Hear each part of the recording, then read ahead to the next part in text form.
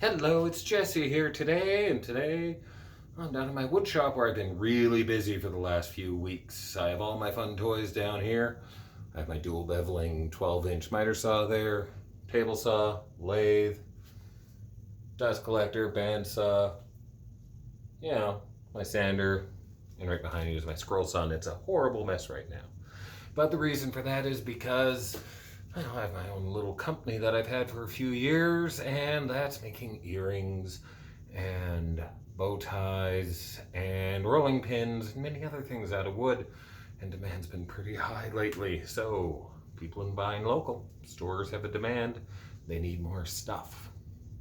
But it did get me thinking about something when we start talking about gender and bi-gender and all the other things related to it. And this is it very simply. This wood shop, which would be mid-level on the level of wood shops, because obviously you could give some people some very extreme things,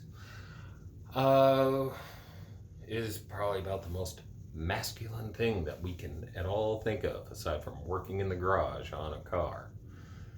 So how do you reconcile this with the bi-gender, transgender, and all those other things? Well, it's not that hard, really. Stop being so fucking sexist. Of course, women can be into woodworking and working on cars and everything else like that. Just because you're bi-gender or cross-dresser or transgender doesn't mean you have to give up some of the more traditional masculine hobbies, such as woodworking. If it was a choice between woodworking and women's clothing, that'd be a tougher call, I'm going to be honest here, but I really just enjoy being down in the shop. Somebody with ADHD, sometimes it can be hard for me to keep track and stay concentrated, but yesterday I came down here and made 6 rolling pins in an hour and a half just fine, being able to concentrate completely while turning on the lathe, which is probably the funnest tool I have. Anybody who's ever been into woodworking, if you haven't used a lathe, you should get a lathe. They are great fun. All the wood chips flying everywhere and anything else like that. But yeah, we do have gendered things within society at all times. We always have, we always will. And one of those things, of course, is different hobbies that people participate in. I just enjoy woodworking. It's so nice to go from start to finish.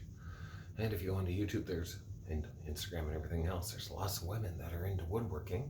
And I get to make earrings, which I get to wear. Not right now, my earrings don't fit as well underneath all the hearing protection I have to wear, because all my saws are quite loud, and all the eye protection and everything else one has to go through. And of course the giant dust collector over there in the corner, which keeps me from breathing in all the dust that is created down here. So, I guess what I'm trying to say is that if you're not strictly adherent to the gender norms that are assigned to your sex, who cares? Do whatever you enjoy, as long as it doesn't interfere with anybody else. That's the definition of freedom and liberty. Your freedom ends at the tip of my nose. Well, your freedom to punch me in the face ends at the tip of my nose.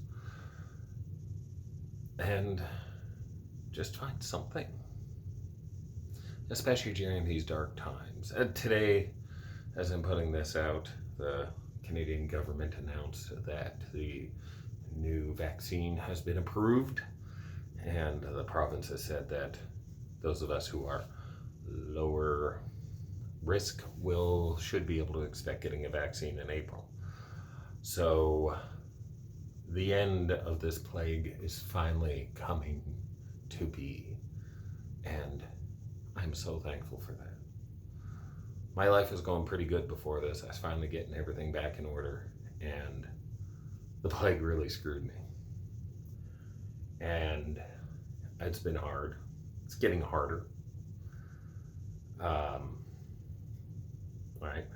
got laid off from my job and everything else because of COVID.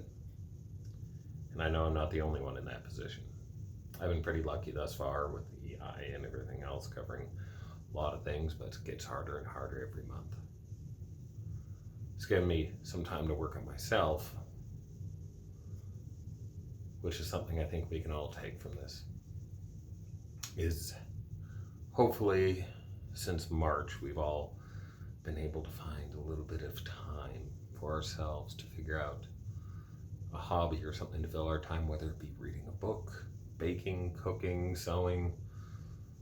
I mean, I learned how to knit because I already knew how to sew, and I already know how to do way too much stuff down here.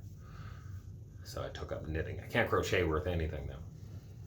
So now that we're sitting here and we're finally seeing the light at the end of the tunnel of these dark times, I'm hoping that everybody who's watching this has found out more about themselves, become more comfortable with themselves, and hopefully got a hobby. And if that hobby doesn't happen to fit with societal norms and expectations, who cares? Really, I really enjoy coming into my shop, putting on my Bluetooth connected hearing protection so I can listen to podcasts or whatever I want, and being able to zone out for a couple hours, making beautiful things. Hopefully you found something to do that yourself. Well, thank you for watching. That's all I have to say today. I'm going to keep trying to get more content out, but I'm going to be honest here. I have made 14 rolling pins in the last 3 days, and I still have a few more to go through. I just finished gluing up another chunk of walnut for it. So, I'll catch you when I can. If I don't talk to everybody before the holidays, have a good holidays. Even if you're by yourself or with only one friend. There's always video chat, and none of us are really alone.